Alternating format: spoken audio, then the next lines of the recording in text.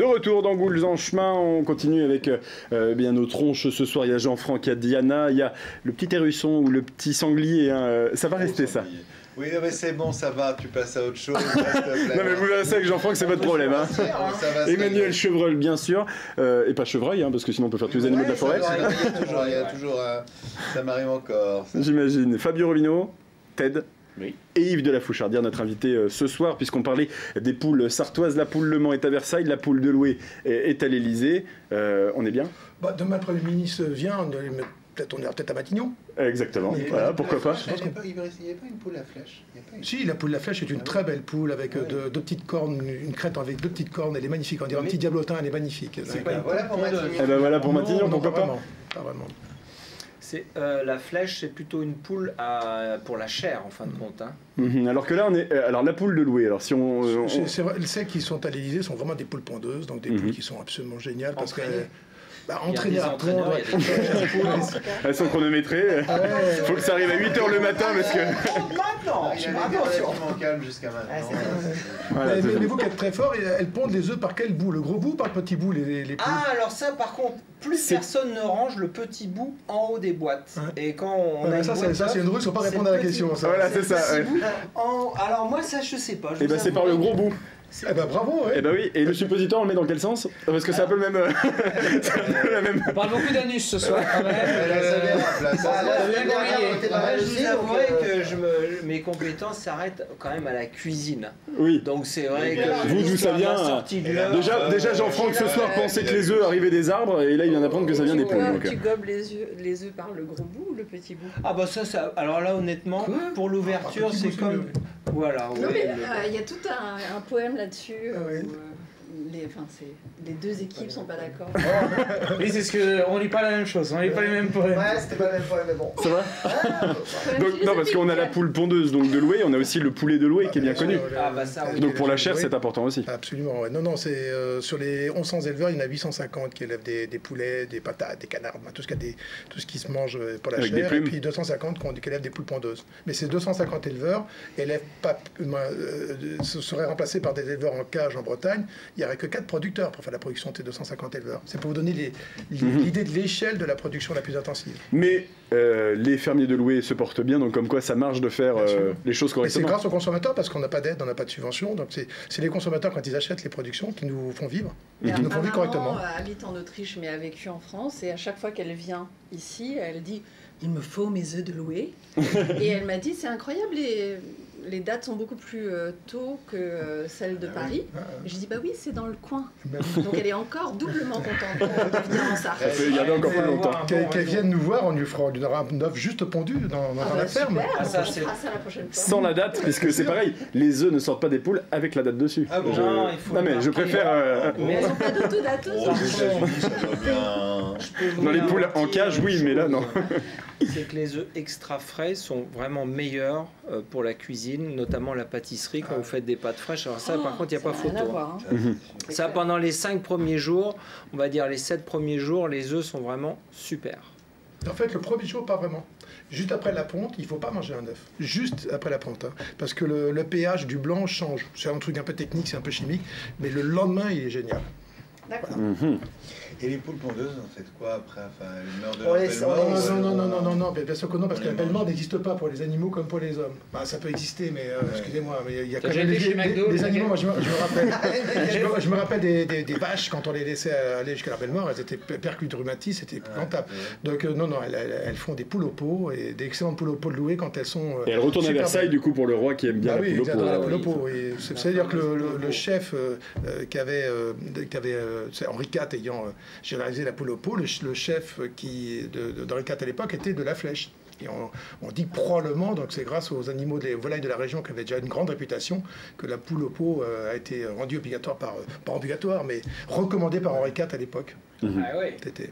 Donc la Sarthe élève des poules depuis longtemps et toujours aujourd'hui. En tout cas, on a la poule du Mans, la poule de Loué. Je ne vous montre pas quand je parle. Viens, Poupoule, viens.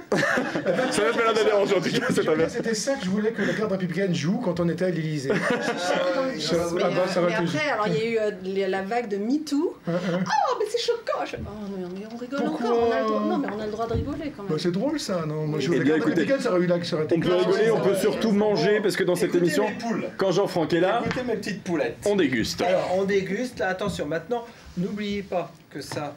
Regarde, tu vois? Oui. Là, c'est trop fort. Ah oui, regarde, mais toi, tu n'es pas droit, par contre. Ah non, c'est fait un peu exprès.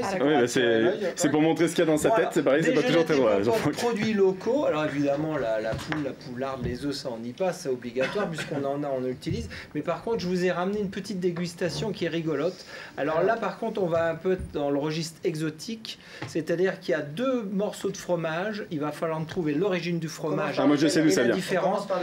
Celui que tu veux, il faudra goûter les deux pour comprendre d'abord d'où ça vient et quelle est la différence. Sachez quand même que le radis, c'est les premiers petits radis primeurs que vous avez, sartois. C'est pas un fromage. Voilà, et je vous ai mis une petite tranche de pain pour faire passer tout ça parce que j'ai pensé à Teddy l'ourson.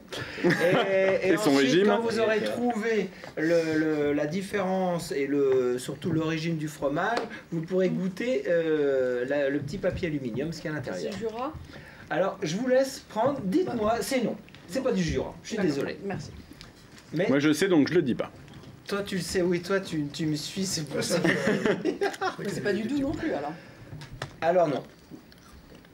Attention, on a droit de sortir des limites de la France, là. On sort ça de va la plus France. loin encore. Hein. Je vais vous, quand même, ouais, je vous l'avoue. C'est où qui a été voyagé, toi, ça va. Alors ça, c'est suisse. Bon. C'est hollandais. Hollandais, mais attention, Ouais, c'est amusant ça. ça vient d'où, ça? D'Hollande, attention, on y va. Rotterdam, bravo, Jonathan. Je l'ai sur Facebook.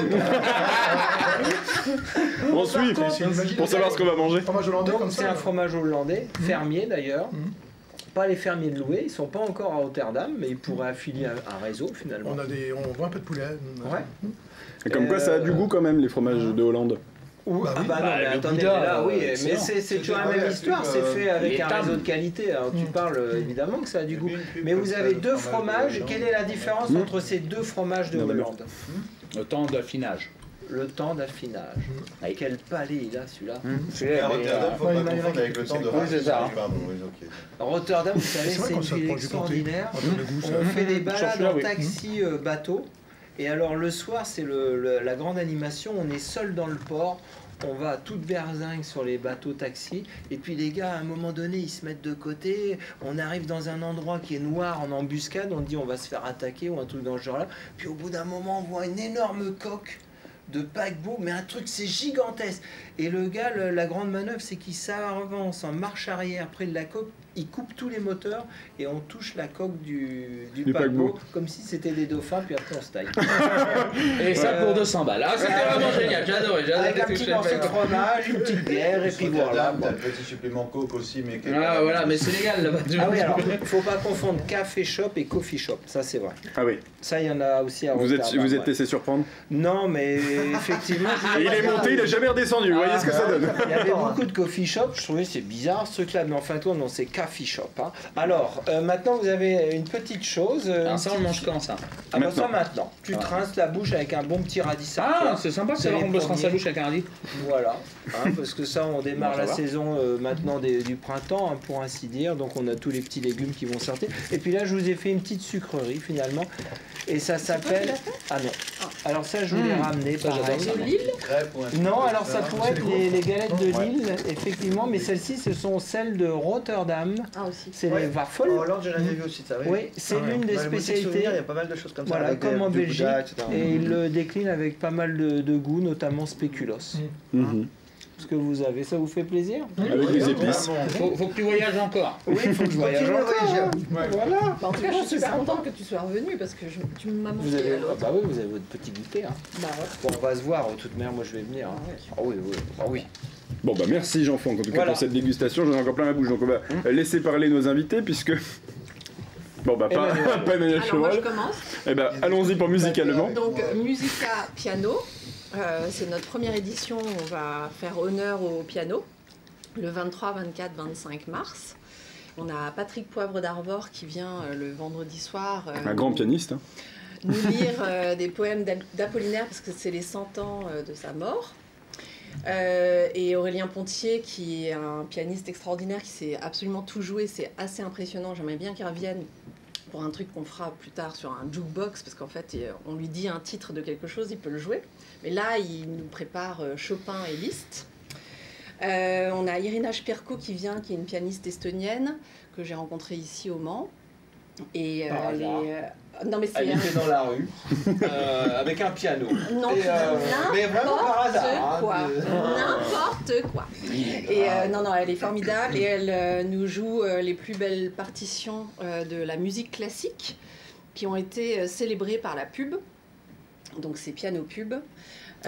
Ensuite, on a un brunch, piano brunch, avec Annelise Saint-Amand qui va nous faire une palette délicieuse des compositeurs français, mais aussi autrichiens, allemands et américains. C'est génial, avec un bon petit cappuccino. Ah voilà, un petit cappuccino, puis des petits croissants, des viennoiseries, des fruits, enfin plein de choses. Des œufs durs.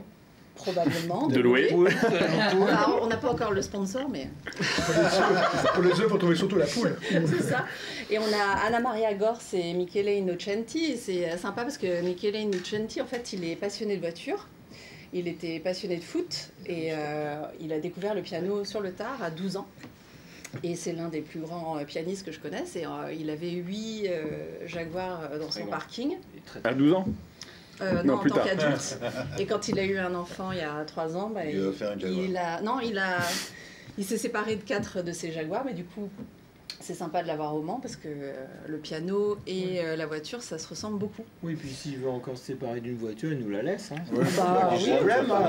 Ces Jaguars, c'était reconduit. On peut saluer un petit clin d'œil à Chloé Bergerac pour la réalisation graphique. Qui est de l'agence Type. Exactement. Qui est, voilà, elle est talentueuse, elle sait tout faire. On a beaucoup de chance de l'avoir. Merci beaucoup. C'est demain, après-demain et après-après-demain. Donc vendredi, samedi et dimanche. 24, 25 mars. Et puis on peut découvrir l'ITEM, parce que c'est à l'ITEM, qui est reconnu de par le monde pour... donc c'est l'Institut technologique européen des métiers de la musique. Et on peut apprendre beaucoup de métiers de la musique, accordeur, facteur de guitare, facteur d'instruments à cuivre, de vent. Et technicien audio, ingénieur son. Très bien, voilà l'ITEM, musique à piano. Et je rajouterais que c'est un événement très accessible. Pour une fois, on va parler pognon. Oui, alors on va parler pognon, oui, je me tourne vers monsieur combien ça coûte. C'est très accessible. Donc je crois qu'on est sur du 15 euros. 15 euros sur le piano pub et le double piano. On est sur 25 euros pour boire une coupe de champagne avec monsieur Patrick Poivre d'Arvor et 25 euros pour le brunch. Le dimanche, donc 25. Là, une fois, on est sur un événement très culturel, très pointu, mais très accessible. Et on y verra peut-être, bien sûr. Oui, demain. Demain soir, j'y suis. Tu joues du piano, toi ? Non, je suis avec le champagne, moi. C'est la semaine dernière, elle fait Patrick de Beauvoir en toute simplicité avec du champagne. Je suis on n'est pas sur la même simplicité quand même. Alors, et si vous n'aimez pas le piano, ou si vous aimez le piano, puisqu'il y a quand même 3 jours pour y aller, vous avez aussi de l'autre côté, un peu plus loin, c'est dans le Nord Sarthe, Ma Mère sans Mars, Emmanuel. Voilà. Quelle activité! C'est pour ceux qui disent qu'il ne se passe jamais en Sarthe. Accessible. Je remercie, parce que chacun remercie sa boîte de com, je remercie DS Consulting pour l'affiche. Cette jolie affiche, Chloé Grosse. Ah oui. Voilà, donc Ma Mère sans Mars, c'est la 28e édition. Moi je suis très jeune. Voilà, je sais, ça se voit. Je n'ai que 2 ans. Bon, on voit que je suis. Vous pouvez comparer sur les mêmes dates. J'ai 28 ans, ça reste encore un âge raisonnable. T'es d'accord? Donc c'est la 28e édition donc, de ce festival qui est l'unique festival de cinéma réellement en Sarthe à passer que des avant-premières, qui est le 3e des Pays de la Loire. C'est le festival de Cannes sartois. Ouais, alors j'aime pas trop l'appellation Cannes. J'avais dit un jour dans une émission ici, mais mon ami Pascal Brulot avait été un peu choqué par l'expression, mais je l'aime bien. Je veux dire, Cannes, c'est très balai dans le cul, et nous, on est plutôt plume dans le cul. Mais... la canne d'oiseau. Voilà, c'est ça. T'es en partenariat avec Louis pour la plume? Non, on va s'arranger. Les plumes, voilà, c'est ça. Non, d'abord, c'est comme Musica, c'est très accessible. Hein, c'est 6 € la séance de cinéma, c'est 30 € pardon, la carte passe qui permet d'aller aux 9 séances de cinéma durant tout le week-end. Ah, 9 C'est séances, pas cher du tout. Ça fait pas Ouais. cher. Mais, La coupe oui. de champagne est un peu plus chère, mais On s'organise. on s'organise. On s'organise. Donc c'est effectivement 9 longs métrages et 15 courts métrages en avant-première, c'est-à-dire qui n'ont jamais été diffusés en France, avec donc un jury de long métrage et un jury de court métrage. Le jury de long métrage est présidé cette année par Marc Caro, qui est le réalisateur de Delicatessen, de la Cité des Enfants Perdus. Ouais, ils ont une super expo en ce moment à Oui, Paris. qui a une très belle expo avec Genet, puisqu'ils ont travaillé ensemble, et ils ont une très belle expo à Paris. D'ailleurs, je voulais aller la voir ce week-end, tu fais bien de me le dire. Enfin, pas ce Bah, on y week-end, va mais... ensemble. Le week-end dernier. Oui, vous avez rien à faire le week-end prochain, c'est bien. Rien à faire. Bon, on va y aller. On va y aller. Et encore 2 petits Et- poulets qui vont se balader. Et Voilà. Tu vois. Donc ce sont des... Alors, il y a des films de toute l'Europe, hein, de l'Estonie, Pologne, Grande-Bretagne, France évidemment, Et traduit. Belgique, tous traduits mais avec en sous-titrage, En sous-titrage. et qui sont des films vraiment, je le dis et je le répète, accessibles à tous les publics, avec vraiment des très beaux films, des belles histoires. Il y a beaucoup de films assez émouvants cette année. Et en même temps des films qui sont aussi très en lien avec l'actualité. Ça se passe donc à Sogonin-Mamers. Voilà. Et il y a eu déjà cette semaine des pré-séances au Mans, à Alençon et à Marolles-les-Braaux. Ça s'est passé. Parfait. Et donc là, c'est demain. C'est demain, Samedi à partir et de dimanche. 19h30 pour la Pas cérémonie mal, hein. d'ouverture. Samedi, 4 séances de 11h à 21h. Et dimanche, 4 séances pardon, aussi, de 11h aussi à 19h30 pour la dernière, qui est donc la dernière, qui est le film qu'on a aussi passé au Mans, qui est le film Mes Frères de Bertrand Guéry. Génial. Film 100% sartois, le premier film 100% sartois, enfin, en tout cas pas tourné en Sarthe, mais 100% produit sartois, depuis Roger le Braconnier. Et voilà, et en ouverture, c'est demain soir, c'est Comme des rois avec Cadmerade. Et il sera là? Non. Il y a Ouais, des mais gens, je désespère pas elle, d'avoir hein. du monde. Il y a Caro, il y a pas mal de jeunes comédiens, on a un peu des gens de tout le monde. Voilà, j'ai pas encore tout là. J'attends encore quelques réponses, mais globalement, c'est pas des grandes stars, mais on a des gens qui sont des vrais pros du C'est un cinéma. petit festival de toute manière, mais... Bah ouais, mais enfin, Mais 28 ans, adresse. 4000 entrées, 28 ans, voilà. 1500 scolaires aussi, cette année, on a battu le record. Parce que ça, c'était avant le festival, voilà. Donc, voilà. Eh ben, un bon C'est week-end pas en mal, perspective hein. culturelle, Voilà. en tout cas, que ce soit pour du piano ou pour du cinéma. On va continuer de parler avec nos invités, puisqu'il y a Oui. encore des petites actus là, de ce Ah, côté-là. On a des jeux vidéo, puis de oui. l'événementiel, bien sûr. Ce sera juste après la pub. À tout de suite.